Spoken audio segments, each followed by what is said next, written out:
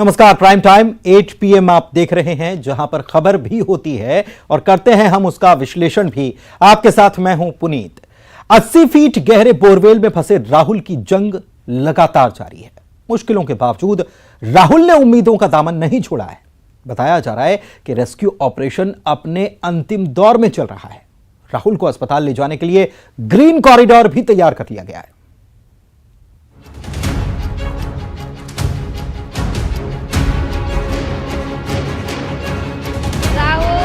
जिंदगी की जंग लगातार जारी। 10 साल का एक मासूम बोरवेल के अंदर, पाइप से ऑक्सीजन, रस्सी से खाना, कैमरे से निगरानी। बोरवेल में फंसे राहुल साहू की समस्या कम होने का नाम नहीं ले रही है। पूरे 4 दिन गुजर चुके हैं। राहुल 80 फीट गहरे बोरवेल में फंसा है। 4 दिन और 3 रातें गुजर चुकी हैं। चौथी रात का भी अंधेरा छा चुका है, लेकिन राहुल बाहर नहीं आ पाया। घंटों में गिने तो 75 घंटे से ज्यादा का वक्त गुजर चुका है। बताया जा रहा है कि रेस्क्यू टीम राहुल से अब केवल 3 से 4 फीट की दूरी पर है। बाधा बनी चट्टान को पार करते हुए रेस्क्यू टीम आगे बढ़ रही है।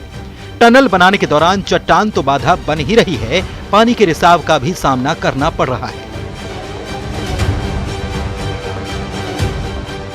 एक और जिला प्रशासन, एनडीआरएफ, एसडीआरएफ पूरी ताकत से राहुल को बचाने का प्रयास कर रहे हैं, लेकिन बोरवेल में जल स्तर लगातार बढ़ता जा रहा है।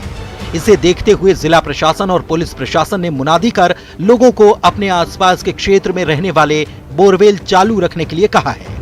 रेस्क्यू ऑपरेशन में पानी का जल स्तर बढ़ने से दिक्कतें आ रही हैं।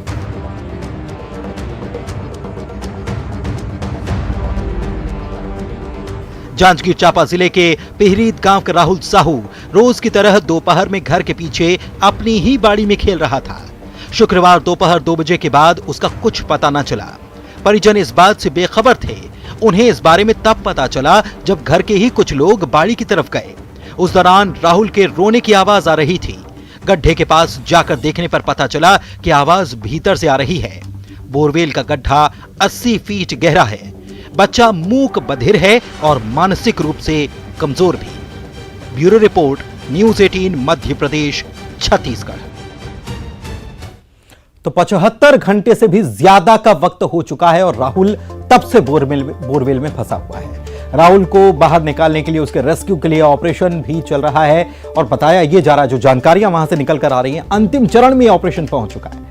सीएम भूपेश बघेल ने भी तैयारी रखने के निर्देश दे दिए हैं कि राहुल जैसे ही बाहर निकाला जाता है, उसे अस्पताल पहुंचाने की जरूरत पड़ेगी और इसके लिए ग्रीन कॉरिडोर भी तैयार कर दिया गया है। बाहर लाते ही राहुल को अस्पताल ले जाने की यह तैयारी है। लेकिन साथ ही साथ ऐसे हादसे जो लगातार हो रहे हैं, पूरे देश से खबरें आती हैं, ऐसे में ऐसे हादसों में रेस्क्यू कैसे किया जाए, इसके लिए कारगर तकनीक की दरकार है, जो कहीं ना कहीं अभी तक सामने नहीं आई। और वजह यही है कि कई घंटे हो चुके हैं, राहुल भी 75 घंटों से फंसा हुआ है। चलिए बढ़ते हैं आगे, अगली खबर की बात करते हैं। इधर राहुल गांधी की मुश्किलें भी कम होने का नाम नहीं ले रही। ईडी दफ्तर में आज राहुल पूछताछ के लिए गए तो दर सड़कों पर शहर शहर कांग्रेसियों ने संग्राम छेड़ा रखा। दिल्ली से लेकर रायपुर तक ईडी दफ्तर के बाहर कांग्रेसियों की तरफ से प्रदर्शन देखने को मिला।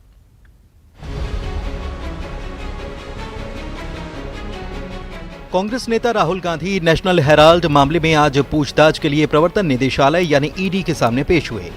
पहले दौर में उनसे करीब 3 घंटे तक पूछताछ चली। पूछताछ के बाद राहुल सीधे मां सोनिया गांधी से मुलाकात करने सर गंगाराम अस्पताल पहुंचे। इधर ईडी के समन के खिलाफ दिल्ली समेत देश भर में कांग्रेसियों ने विरोध प्रदर्शन किया और सड़कों पर उतरे।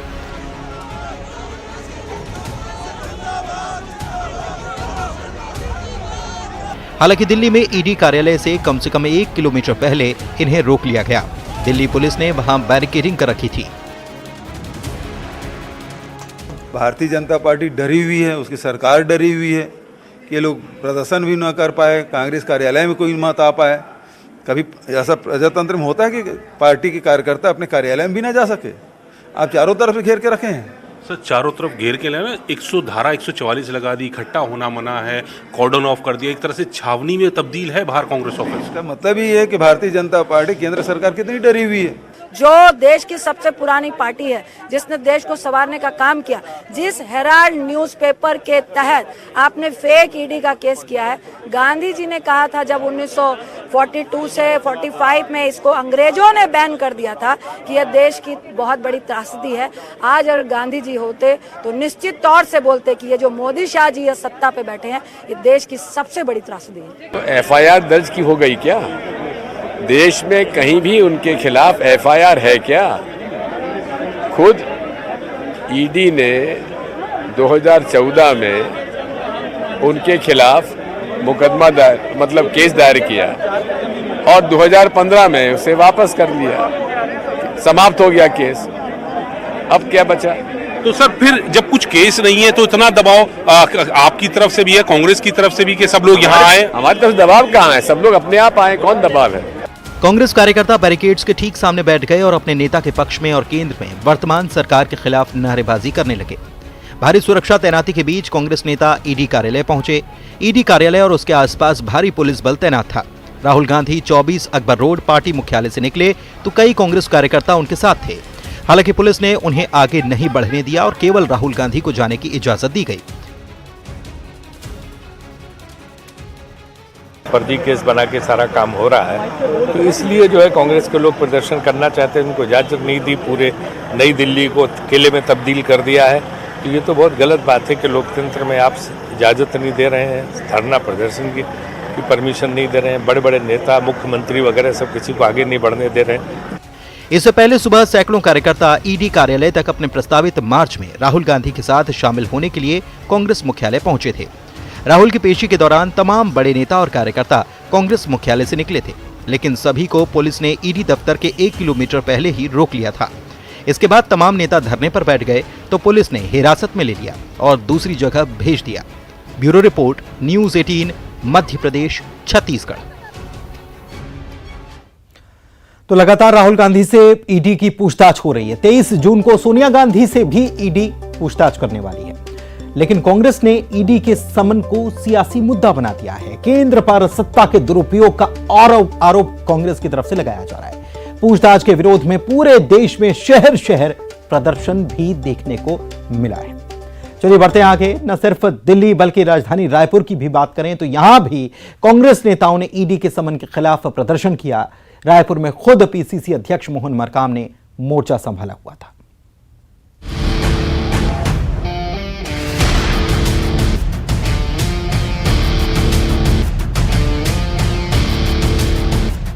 सोनिया राहुल गांधी को ईडी के नोटिस दिए जाने का असर दिल्ली से लेकर रायपुर तक नजर आया। रायपुर में ईडी दफ्तर के बाहर पहले कांग्रेसियों ने नारेबाजी की, फिर दफ्तर घेराव के लिए निकले, जिन्हें पुलिस ने रास्ते में ही रोक लिया। इस दौरान पुलिस और प्रदर्शनकारियों के बीच जमकर नोकझोंक भी हुई। मोर्चा संभाल रखा था पीसीसी चीफ मोहन मरकाम ने। मरकाम ने खुद बैरिकेड्स पर चढ़कर नारेबाजी की। देखिए, केंद्र में बैठी मोदी जी की सरकार विपक्ष की आवाज को दबाना चाहती है।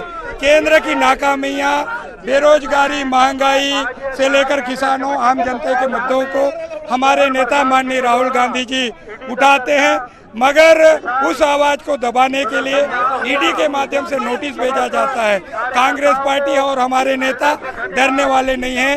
हमारे नेता एक योद्धा बनकर ईडी कार्यालय जा रहे हैं। ईडी के नोटिस का जवाब भी देंगे। हम डरेंगे नहीं, लड़ेंगे। देश भर में ईडी दफ्तर के सामने कांग्रेस के प्रदर्शन पर बीजेपी ने निशाना साधा है।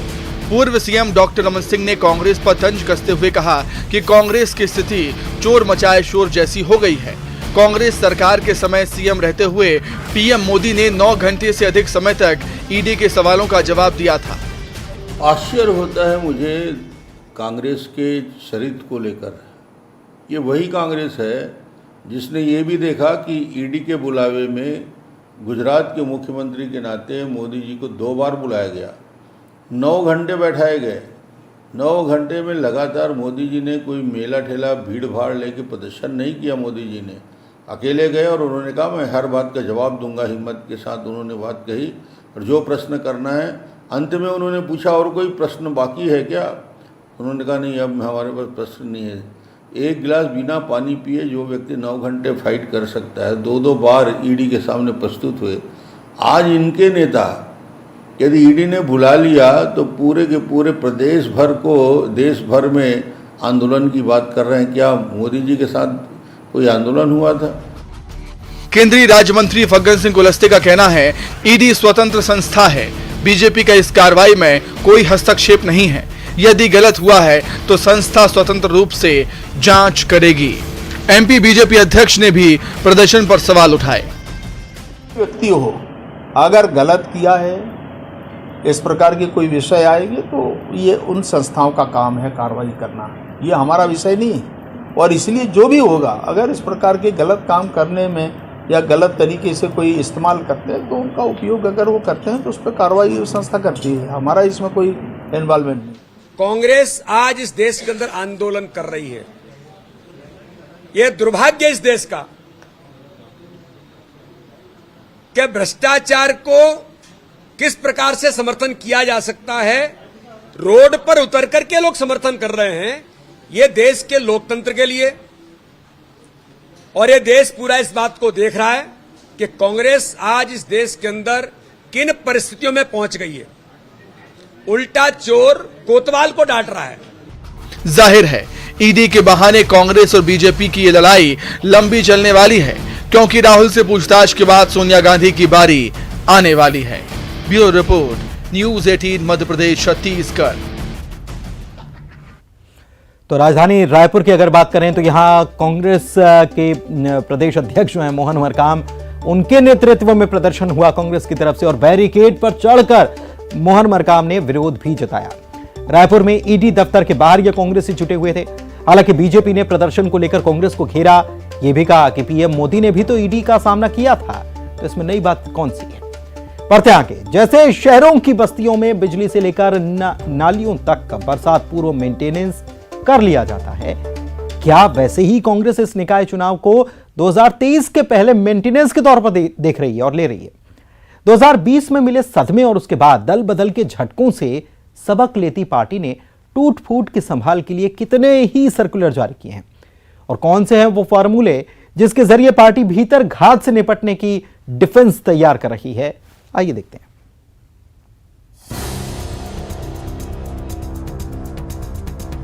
एमपी में निकाय चुनाव में जीत हार से पहले कांग्रेस की चुनौती है कार्यकर्ताओं और नेताओं की संभाल और रखरखाव। तो लीग से हटकर कांग्रेस ने निकाय चुनाव में इतने फॉर्मूले इजाद कर लिए हैं कि कैसे पार्टी में तोड़फोड़, बगावत, भीतर घात से समय रहते संभाल हो जाए। तो पार्टी में टिकट वितरण के बाद बगावत न करने का शपथ पत्र से लेकर सिफारिश से आए दावेदारों की जीत की गारंटी लेने तक पार्टी कई नए प्रयोग कर रही है। लेकिन तैयारी भले निकाय चुनाव की दिखाई दे रही है, जमावट 2023 की है। पार्टी असल इम्तिहान के पहले अपने फॉर्मूलों का असर देख लेना चाहती है। नहीं, देखिए, इसके पीछे माननीय हमारे पूर्व मुख्यमंत्री और प्रदेश कांग्रेस अध्यक्ष की, आपको कमलनाथ जी की भावना को आपको समझना चाहिए। निश्चित तौर पर अगर लोकल व्यक्ति इस चुनाव में, मुद्दे क्या होते हैं नगर निगम के, नगर पालिकाओं के चुनाव में, पानी, सफाई, सड़क, नाली, तो जो व्यक्ति लोकल है, जो उस मोहल्ले में, उस वार्ड में रहता है, वो इन समस्याओं का रोज सामना भी करता है, लोगों के बीच में जाके जागरूकता के साथ अपना इन मामलों को उठाता भी, उनका हल भी करता है।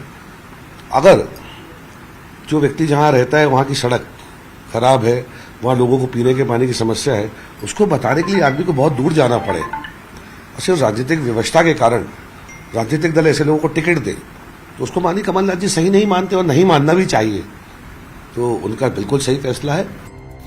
हालांकि बीजेपी की निगाह में कांग्रेस के सारे प्रयोग सवालों के घेरे में हैं। वो इसीलिए कि पार्टी का कहना है कि प्रयोग सफल तब होंगे जब कांग्रेस में नेता और कार्यकर्ता बचे हों। वार्ड में जो प्रत्याशी रहेगा उसी को टिकट दिया जाएगा। मिलेंगे ही नहीं आप, पर आप देख लेना 18 तारीख को आधे से ज्यादा वार्ड खाली होंगे। मेरी बात पे फिर सवाल करना आप जरूर मेरे से। ये लाइन का पालन करेंगे ही नहीं है जो लाइन दी है। वैसे तो किसी भी चीज का पालन करते ही नहीं है। वो यहां से निकाल देते हैं एक ऑर्डर कि बाल कांग्रेस बनेगी, फिर वो बॉल की तरफ किधर ढक जाएगी पता नहीं चलता। ऐसे ही ये ऑर्डर है इनका, इस पर पालन नहीं होगा। असल में निकाय चुनाव कांग्रेस के लिए वो सेमीफाइनल है जिसमें पार्टी को अंदाजा लग जाएगा कहां कितनी टूट होनी है, कहां पार्टी में मरम्मत की ज्यादा दरकार है। लिहाजा पीसीसी चीफ कमलनाथ भी सारे प्रयोग इन्हीं चुनाव के दौरान कर लेना चाहते हैं। अगर ये फॉर्मूले सफल रहे तो तय है कि विधानसभा चुनाव में फिर से ये लागू किए जाएंगे और फिर नए सिरे से पार्टी संगठन की तरफ से सर्कुलर की बाहर आएगी। भोपाल में अनुराग श्रीवास्तव के साथ bureau report, news 18, Madhya Pradesh, Chhattisgarh. तो टूट फूट को रोकने के लिए सियासी दलों की मशक्कत लगातार जारी है और इसीलिए मंथन भी चल रहा है टिकट किसे दिया जाए। कांग्रेस ने महापौर के तो टिकट फाइनल कर दिए, लेकिन अभी भी पार्षदों का टिकट बाकी है। 2020 के बाद कांग्रेस ने कई प्रयोग किए हैं। 2023 की राह आसान करने की दरअसल यह तैयारी चल रही है। कांग्रेस में एक अनार 100 बीमार वाले हालात हैं। केवल कांग्रेस में नहीं, बीजेपी में भी हैं। और ऐसे में बात तो यह है कि टिकट तो एक ही को मिलेगा, लेकिन बाकी को कैसे मनाया जाएगा और बाकी कैसे मान जाएंगे, तस्वीर देखनी दिलचस्प होगी आने वाले वक्त में। बढ़ते हैं आगे, अगली खबर की बात करते हैं जो इसी से जुड़ी है। पंजाब के विधानसभा चुनाव में मिली जीत के बाद आम आदमी पार्टी क्या 2023 के विधानसभा चुनाव के पहले निकाय चुनाव से अपनी जमीन मजबूत करने में जुट गई है। निकाय चुनाव में आम आदमी पार्टी कर रही है कौन से नए प्रयोग, कैसे आम आदमी पार्टी दे सकती है मेयर पद में चौंकाने वाले नाम। 2 दलीय चुनाव वाले एमपी में आपके साथ साथ ओवैसी की पार्टी की एंट्री, क्या थर्ड फ्रंट वाकई में कांग्रेस और बीजेपी की मुश्किलें बढ़ाने वाला है या केवल विधानसभा चुनाव के पहले माहौल देखने उतर रहे हैं ये दल? आइए देखते हैं।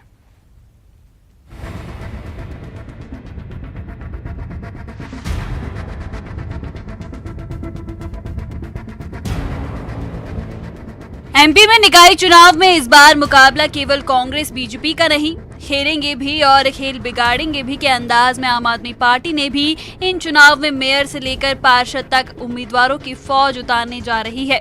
माना जा रहा है कि पंजाब जैसे चौंकाने वाले नाम एमपी में भी आम आदमी पार्टी के उम्मीदवारों के तौर पर सुनाई देंगे। पार्टी का दावा है कि मेयर पद के लिए कांग्रेस और बीजेपी के कई बड़े चेहरे आम आदमी पार्टी के झंडे पर चुनाव में उतरने जोर लगा रहे हैं। हमने उसको प्रत्याशी घोषित किया है। जो 30 साल 35 साल से कांग्रेस भारतीय जनता पार्टी में अपनी सेवाएं दे रहे थे, वो घुटन महसूस कर रहे थे। उनको 30 साल 35 साल निकल गए, टिकट नहीं मिली, तो आम आदमी पार्टी ने ऐसे लोगों को टिकट दिए और आम आदमी पार्टी ईमानदारी और कट्टर से चुनाव लड़ने जा रही है। एक तरफ 2 बेईमान है और एक कट्टर ईमानदार अरविंद केजरीवाल। चुनाव इस बार जनता लड़ेगी।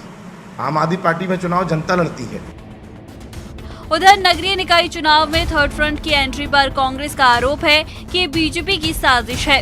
पार्टी छोटे दलों को प्रमोट करके वोटों के बंटवारे की रणनीति कर रही है। नगरीय निकाय चुनावों में छोटे दल, नई पार्टियां जो भी चुनाव लड़ें, कांग्रेस पार्टी उनका स्वागत करती है। हमें किसी से कोई आपत्ति नहीं है। असल में भारतीय जनता पार्टी वोटों का बंटवारा करवाना चाहती है, इसलिए छोटे छोटे दलों को, ओवैसी जी की पार्टी के दलों को मध्य प्रदेश के नगरीय निकाय चुनावों में प्रमोट कर रही है ताकि भाजपा के विरोधी वोटों का बंटवारा हो सके। मध्य प्रदेश में जनता भारतीय जनता पार्टी से परेशान है। नगरीय निकायों में कांग्रेस पार्टी उम्मीदवार चयन में भी आगे है, चुनाव प्रचार में भी आगे है और किसी को भी मैदान में ले आए, अधिकांश नगरीय निकायों में कांग्रेस की जीत तय है। बीजेपी की निगाह में आम आदमी पार्टी चुनौती ही नहीं है। पार्टी का कहना है कि उनके चुनावी रण में उतरने से कोई फर्क नहीं पड़ने वाला। देखो, भारत में बहुदलीय व्यवस्था है और किसी भी राजनीतिक दल को चुनाव लड़ने का अधिकार है, लेकिन मैं इतना कहना चाहता हूं कि आम आदमी पार्टी मध्य प्रदेश में उसका कोई अस्तित्व ही नहीं है। मध्य प्रदेश में भारतीय जनता पार्टी एक सशक्त संगठन है, उसे किसी से डर नहीं है। हो सकता है कि आम आदमी पार्टी कांग्रेस से कोई कोलैबोरेशन कर ले, पता नहीं, लेकिन मुझे ऐसा लगता है कि अभी तो उसको जब टिकट डिक्लेयर होंगे तब कुछ इधर उधर की बातें होंगी, तो भानुमति का कुनबा कोई बनाए तो बनाए आम आदमी पार्टी, अन्यथा उसका कोई अस्तित्व नहीं है। 2023 के विधानसभा चुनाव के पहले ये चुनाव हर लिहाज से लिटमस टेस्ट माने जा रहे हैं और अपनी जमीन पर रखने मैदान में उतर रहे छोटे दलों के लिए भी ये मौके की तरह है कि असल इम्तिहान के पहले जान लिया जाए कि मैदान में अपने हिस्से की जमीन कितनी है। Bureau report, news 18, Madhya Pradesh, Chhattisgarh. तो ये दल अपने हिस्से की जमीन मैदान में कितनी है इसको नापने के लिए उतर रहे हैं। वैसे थर्ड फ्रंट के उतरने से बड़ा दिलचस्प चुनाव हो गया है, चर्चाएं तो शुरू हो गई है। अभी तक वैसे एमपी की सियासी फिजा जो है वो 2 दलीय रही है, बीजेपी और कांग्रेस। और नए दलों की एंट्री से समीकरण पर क्या असर होने वाला है ये तो वक्त बताएगा, वोटर तय करेंगे। लेकिन आम आदमी पार्टी और AIMIM दोनों मैदान में उतरने के लिए पूरी तरह से तैयार है और ऐसे में सबसे ज्यादा थर्ड फ्रंट को लेकर मतदाता पर ही सारा दारोमदार आकर टिकता है कि मतदाता फैसला क्या करते हैं। फिलहाल प्राइम टाइम 8 PM में इतना ही। दीजिए इजाजत, नमस्कार।